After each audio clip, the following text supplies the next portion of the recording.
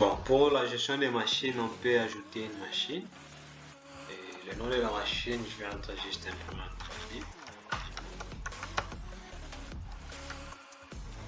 La description, c'est pour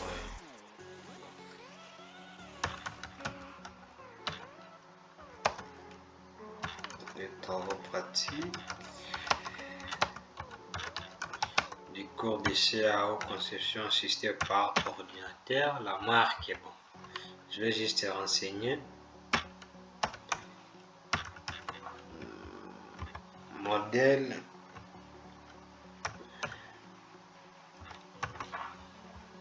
Bon, numéro de série par exemple.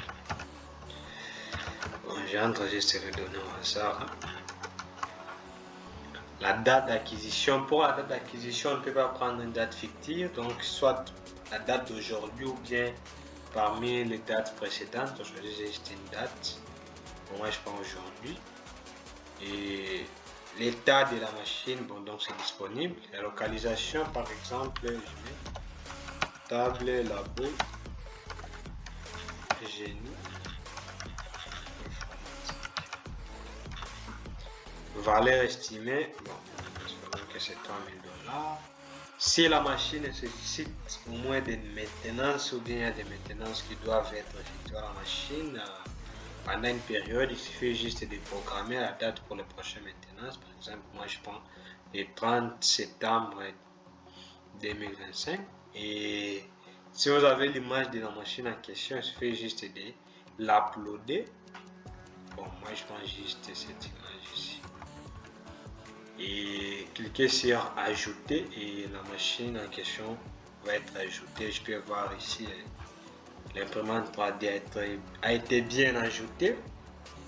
On peut voir les détails de la machine en question. Bon, la photo est là bien affichée. Bon. On peut modifier les informations de la machine en question. Par exemple, je modifie juste le numéro de série ici.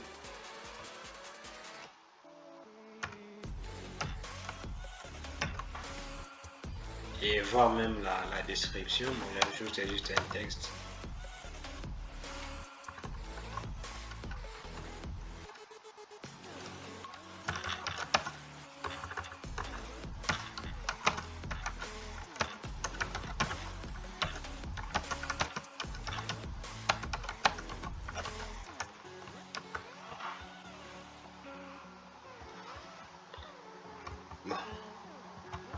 Bon, je vais juste mettre à jour et là, les informations viennent de changer. On voit ici, ça devient RH et Y. Et quand on va voir les informations, bon, on voit ici pour les travaux de fin de cycle.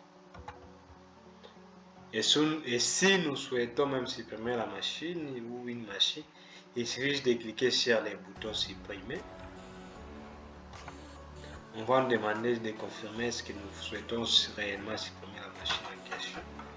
Il faut juste confirmer et la machine vient d'être supprimée et on reste avec des machines.